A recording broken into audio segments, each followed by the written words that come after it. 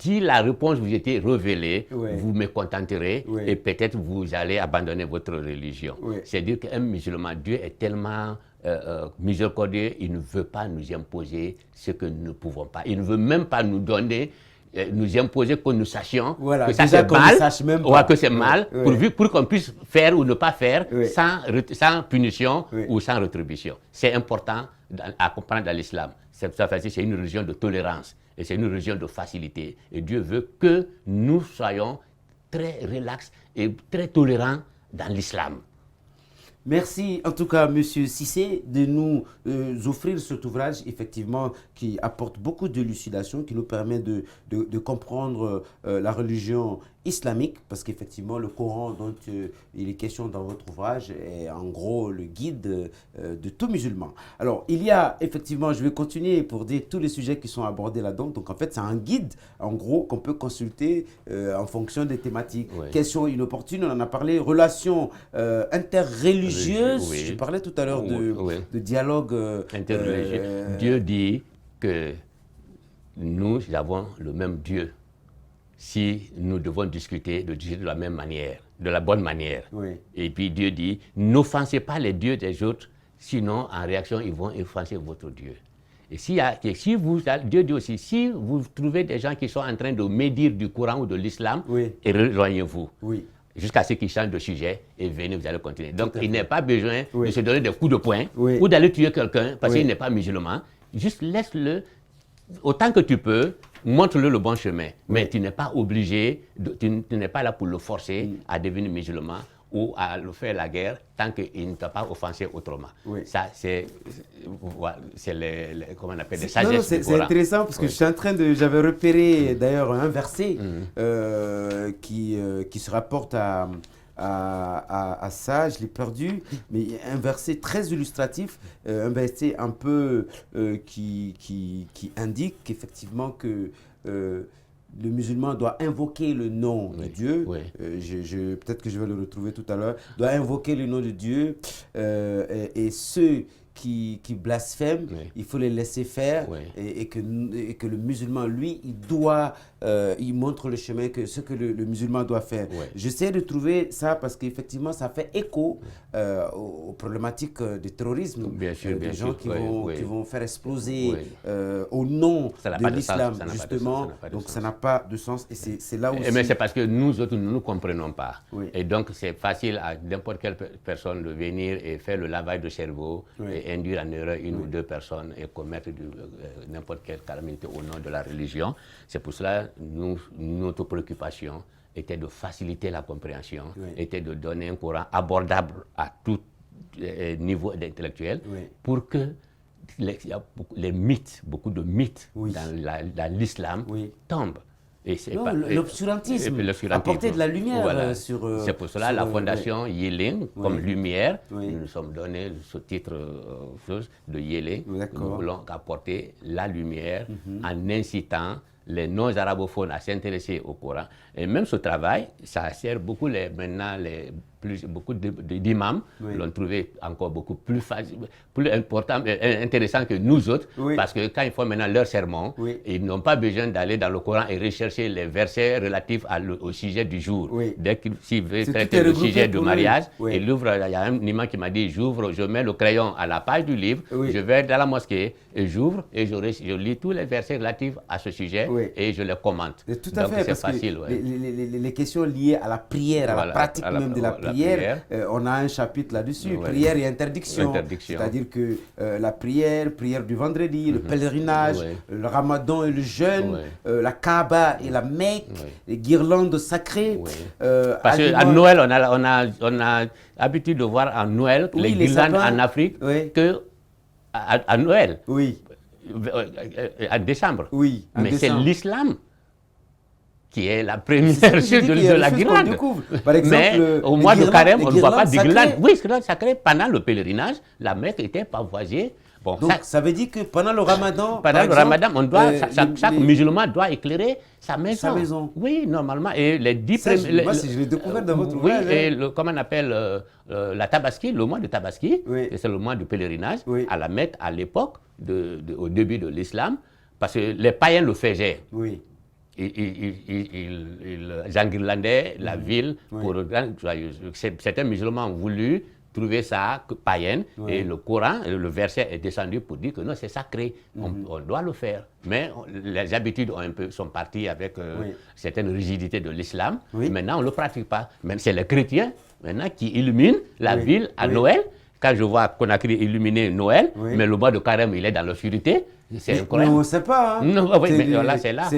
On pense que les guirlandes, on ne peut pas. Les sapins. Le Coran est si riche, il est si dense, il est si intéressant qu'on ne peut pas aborder tout le sujet en même temps.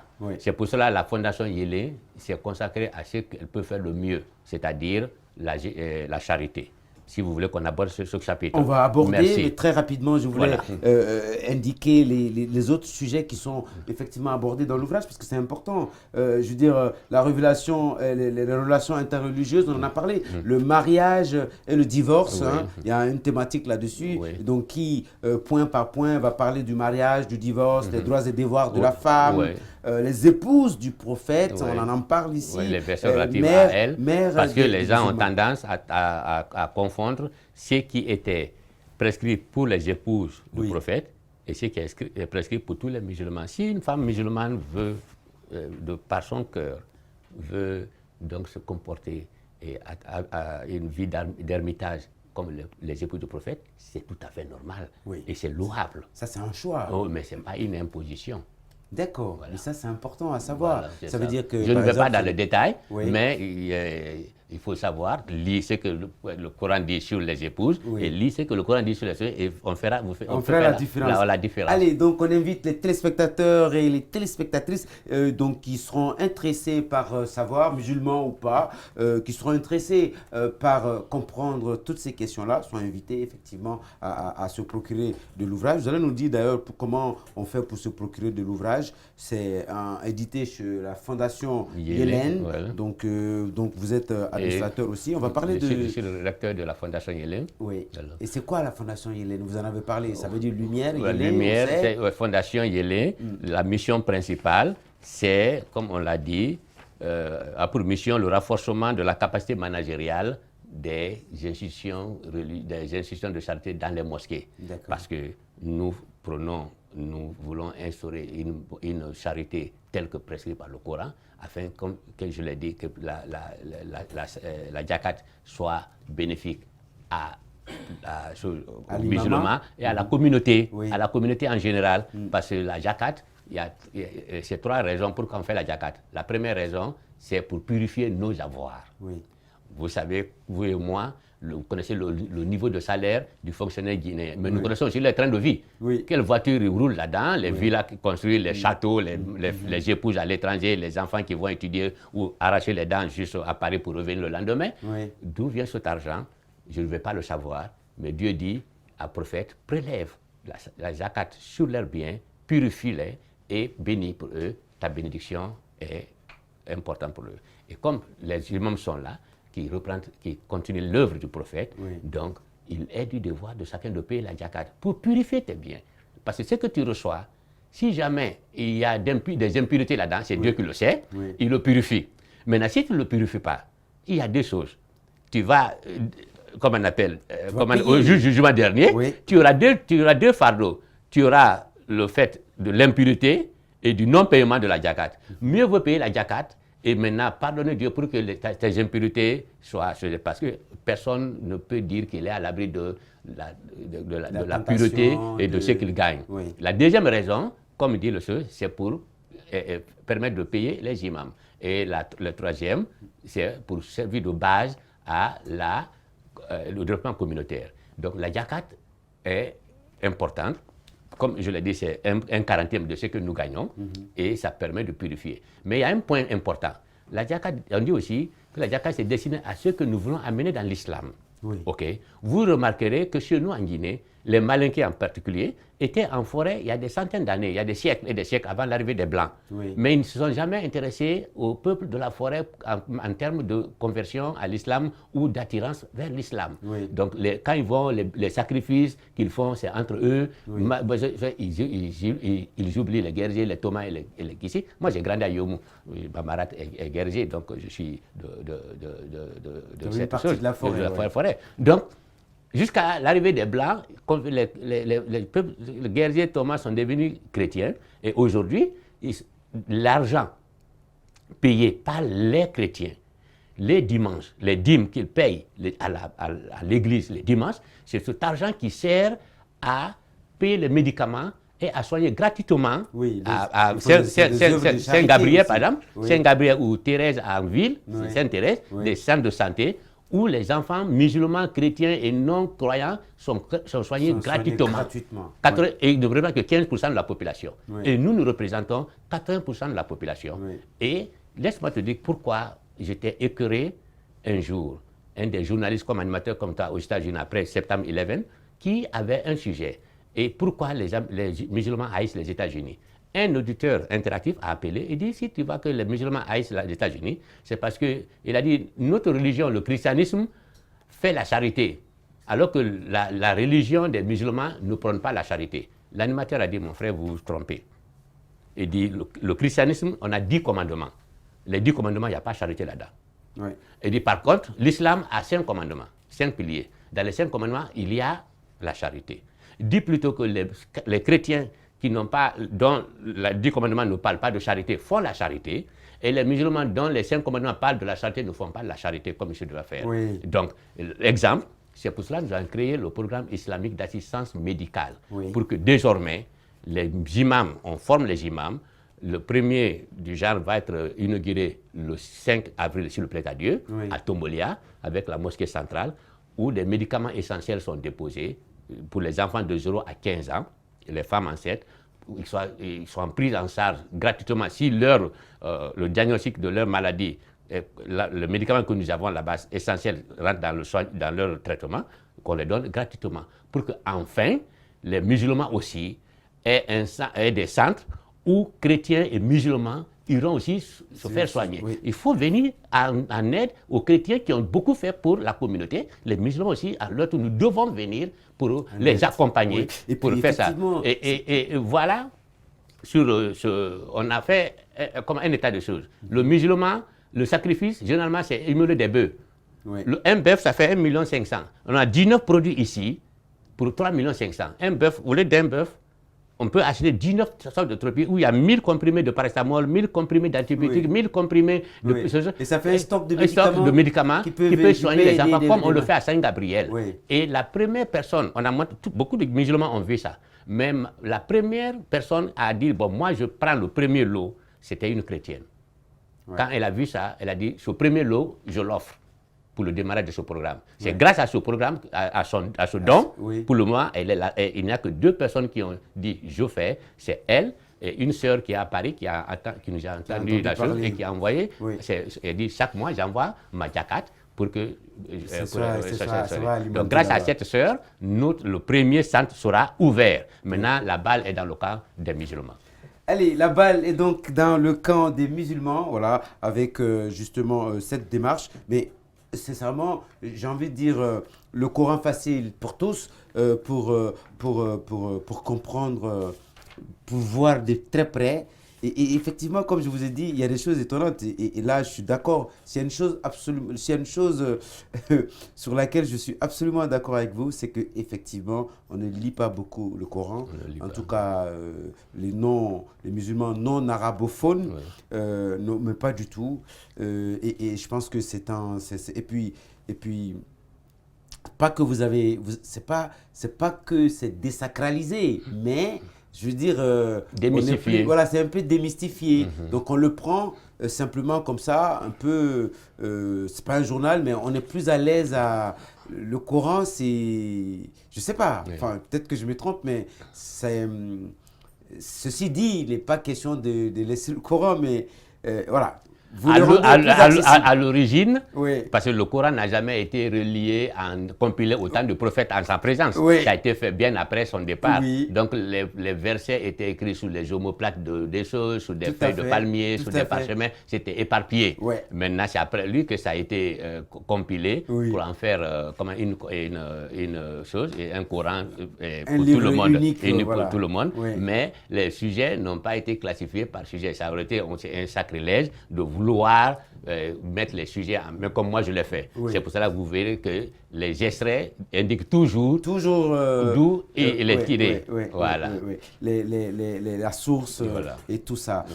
Mesdames et messieurs, alors c'était un énorme plaisir pour nous de recevoir Moussa Cissé, donc Moussa Cissé, auteur de Le Coran facile pour tous, édité chez Fondation Yélène, effectivement, donc un guide qui regroupe pour les lecteurs les différentes thématiques qui sont abordées dans le Coran, rangées, classifiées, pour permettre une lecture aisée et une compréhension aussi du Saint-Coran. Donc c'est fait en 12 chapitres, 150 thèmes et 1500 sujets environ. Voilà, 12 chapitres, 150 thèmes, vous dites, 1500 sujets. Et 1500 sujets abordés. Et de façon, on va dire, très, très pédagogique, en tout cas accessible. Par exemple, pour chaque chapitre, vous reprenez, malgré qu'il y a la table de matière, vous reprenez, par exemple, je suis sur le chapitre 2, là c'est la langue arabe et l'islam, le chapitre. C'est-à-dire tous les versets coraniques qui parlent de la langue islam, de la langue arabe dans le Coran, sont là. Et l'islam, vous avez regroupé pour mettre là. Ça, c'est intéressant. Et puis après, comme c'est cité, si le lecteur a envie d'aller dans le Coran, tu as la source, source pour aller davantage t'imprégner. Voilà. Donc c'est un plaisir pour nous de pouvoir partager ça avec nos téléspectateurs, effectivement. Et rapidement, on va passer à la deuxième rubrique de cette émission. Il s'agit donc du marque-page.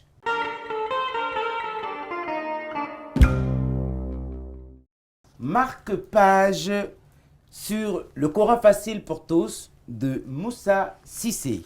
On va partir à la page 13. Voilà, rapidement. Page 13, c'est le thème 6. Invocation du Seigneur. Sujet 1. C'est à Allah qu'appartiennent les noms les plus beaux. Invoquez-le par ses noms et laissez ceux qui profanent ses noms. Ils seront rétribués pour ce qu'ils ont fait. Merci. Cela veut dire que, à mon entendement, Dieu nous indique déjà, si nous voulons l'invoquer, si nous voulons qu'il réponde à notre appel, chantons son nom, ses beaux noms. Et les musulmans, les extèques et les juridis ont repéré 99 noms directs ou références dans le Coran. Donc, tu récites ça. Mais souvent, on a le musulman, pour la facilité, égrène le chapelet, seulement 3 noms, qu'il répète 33 fois chaque nom, pour faire 99. Mais tu n'as cité que 3 noms. Mais on te demande les plus beaux noms. Il faut invoquer le maximum. Voilà. Retiens 10 ou 20 ou 33 et récite ça et fais tes vœux. Que de vouloir faire 99 fois les 3 noms seulement. Voilà. Bon. C'est un conseil. C'est pas proscrit, mais il serait mieux de dire d'enrichir au maximum de noms du Seigneur que de dire seulement 3 noms, 99 fois ou 33 fois. Alors, on va passer à l'extrait suivant dans le cadre de notre marque-page. Et là, cette fois-ci, je vais ouvrir à tout hasard parce qu'effectivement, partout où on tombe sur quelque chose qui peut être utile. Alors, voilà, je vais revenir à ça tout de suite. Allez, donc je suis à la page 77, thème 9, à propos des rêves. Ah, justement, je sais qu'il y en a qui sont très attachés aux rêves aussi. Donc, effectivement, dans l'ouvrage, puisque tout est abordé, hein, en gros, presque tout est abordé dans le Coran. Tout est abordé dans le Coran. Il y a 7 sujets dans le Coran. Il y a les hymnes, c'est-à-dire la gloire à Dieu. Il y a les prières, il y a les lois, il y a les annonces, il y a les avertissements, il y a les paraboles et il y a les récits, c'est-à-dire les récits historiques des histoires passées. C'est les 7 grands thèmes du Coran. Et tout est abordé dans votre ouvrage là aussi. Ça, c'est intéressant. Alors, on va dire un mot à propos des rêves. Sujet 1, alors c'est la page 77, je disais. Sujet 1, ainsi avons-nous raffermi Joseph dans le pays et nous lui avons appris l'interprétation des rêves. Coran, je veux dire comme ça, je sais de prononcer. Et donc, verset 12, chapitre 12, verset 21. Sujet 2. 2 valets entrèrent avec lui en prison. L'un d'eux dit, je cite, « Je me voyais en rêve pressant du raisin. » Et l'autre dit, je cite, « Et moi, je me voyais portant sur ma tête du pain dont les oiseaux mangeaient. » Apprends-nous l'interprétation de nos rêves. Nous te voyons au nombre des bienfaisants. Oui. Ça, c'est intéressant. Alors, c'est vraiment... ça, c'est l'histoire de Joseph. Oui. Et le rêve, c'est des messages que Dieu envoie. Mais il faut catégoriser les différents types de rêves. Parce qu'il y a le cauchemar. Il y a le cauchemar. Quand tu es dans de mauvaises conditions, maladie ou autre, tu vois des choses qui n'ont qu'un sens. Oui. Ça, c'est le cauchemar. Il y a le rêve. Ça, c'est les visions, c'est des choses que tu vois. Parfois, c'est ton subconscient. Oui. La journée, tu as parlé de quelqu'un ou tu pensais à quelqu'un. Et la nuit, tu le vois dans l'esprit et tu le vois dans le rêve. Oui. Ça, maintenant, les songes et les visions, ils viennent de façon directe ou indirecte. Oui.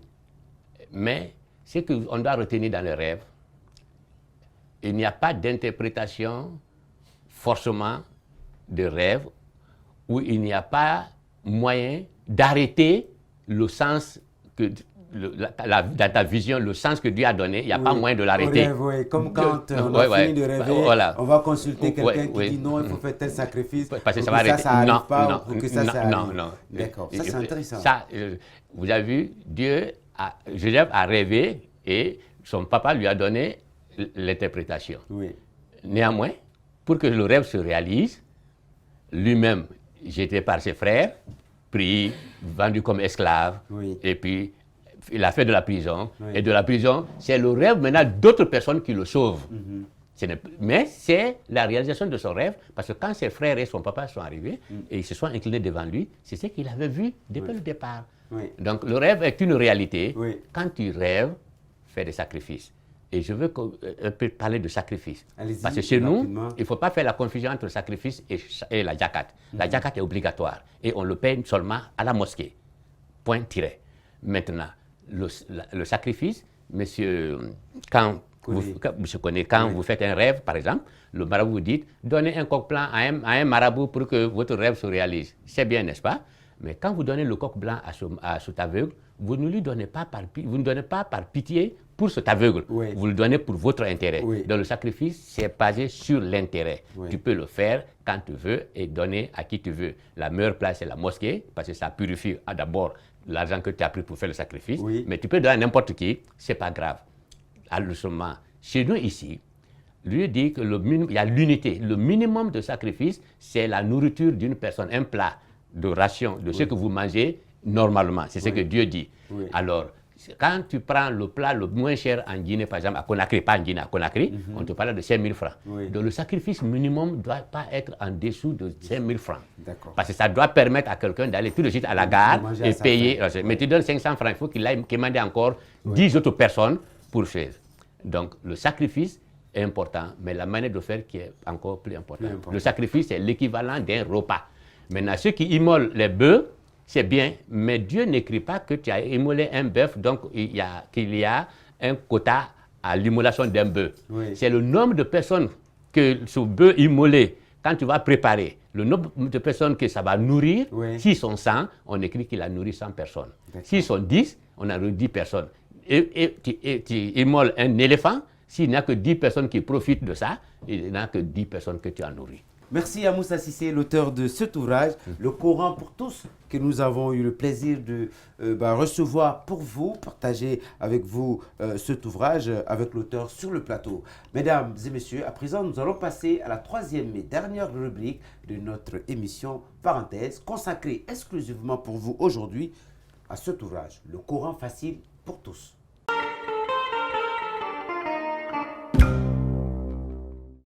Monsieur Moussa Cissé, bonjour. Bonjour. Vous avez écrit le Coran facile pour tous. Dites-nous, quel est le regard que vous portez aujourd'hui sur le terrorisme dans le monde? C'est la mauvaise compréhension des préceptes du Coran, d'une part. C'est aussi manque d'information. Et comme je disais, l'enseignement du Coran a été si basé sur la liturgie et sur le côté spirituel que la plupart des jeunes dans les pays musulmans manquent de formation technique ou scientifique, ce qui les amène parfois à rêver et à être la cible facile de toute personne qui peut les promettre le paradis sans effort. Monsieur Moussa Cissé, bonjour. Bonjour. Moi, ma question est la suivante. Je voulais savoir, le Coran fait l'éloge de la plume. Comment ça se fait qu'aujourd'hui, malgré le nombre de musulmans importants dans le monde, surtout en Afrique et en Guinée, les musulmans non arabophones ne lisent pas beaucoup le Coran? Ça, c'est un complexe parfois que les non-arabophones se sont donnés eux-mêmes, ils sont créés eux-mêmes, puisque le Coran est traduit dans presque toutes les langues écrites. Par conséquent, le fait de prier en arabe, c'est bien, mais comprendre le Coran est le devoir de tout un chacun. Savoir lire et écrire d'abord est le devoir de tout un chacun. Il n'est pas normal qu'après 1440 ans, après la révélation du Coran et la révélation du verset Iqra, qu'il subsiste un seul musulman qui ne sache ça ni lire ni écrire. Ce n'est pas normal. Nous devons, c'est-à-dire l'essence même de l'islam, c'est d'abord savoir lire et écrire. Mais il y a eu du suivisme non réfléchi parfois dans l'islam. Le prophète, les gens disent, le prophète a récité, donc on doit réciter. Non, le prophète a récité, mais il n'a pas mémorisé. Dieu dit dans le Coran, j'ai gravé le Coran dans ta mémoire. C'est différent de moi qui apprends à mémoriser le Coran. Lui, c'est Dieu qui l'a gravé dans sa mémoire. Il n'a pas récité. Mais malgré ça, Dieu dit même, quand il y a des versets que tu oublies, je les ferai remplacer. Ça veut dire que nous ne sommes pas à l'abri des erreurs quand on se va seulement sur la mémorisation. Donc, tout musulman doit savoir lire et écrire et apprendre quelque chose à faire qui le mette à l'abri de la tentation ou de la désinformation. Monsieur Moussa Cissé, bonjour. Bonjour. Dites-nous, votre ouvrage est accessible dans quelle langue? À ce jour, le Coran facile pour tous est disponible en français, en anglais, en course pour le malinké, en arabe.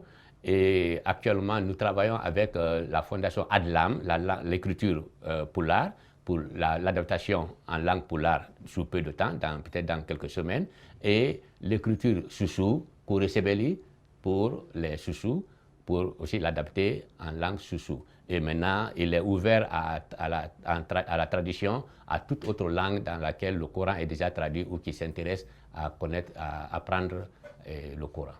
Monsieur Moussa Cissé, merci. Merci, je vous remercie et merci à Espace TV pour cette invitation. Que Dieu nous protège.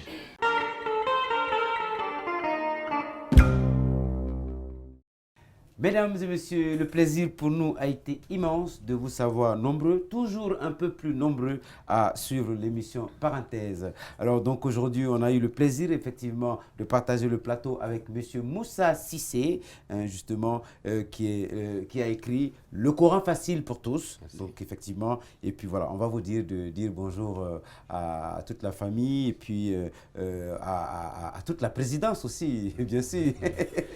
Bonjour à tous et à tous. Et je salue les membres de la famille, surtout la famille de la Fondation Yélé, qui m'accompagne aujourd'hui ici, qui sont là avec moi, même s'ils ne sont pas sur le plateau. Ce sont des jeunes qui ont cru à cet ouvrage et qui ont cru aussi à la vision que nous voulons donner à l'islam. Oui. Nous voulons donner à l'islam que ce soit une religion comme on appelle, de développement, oui. de progrès et surtout d'anticipation.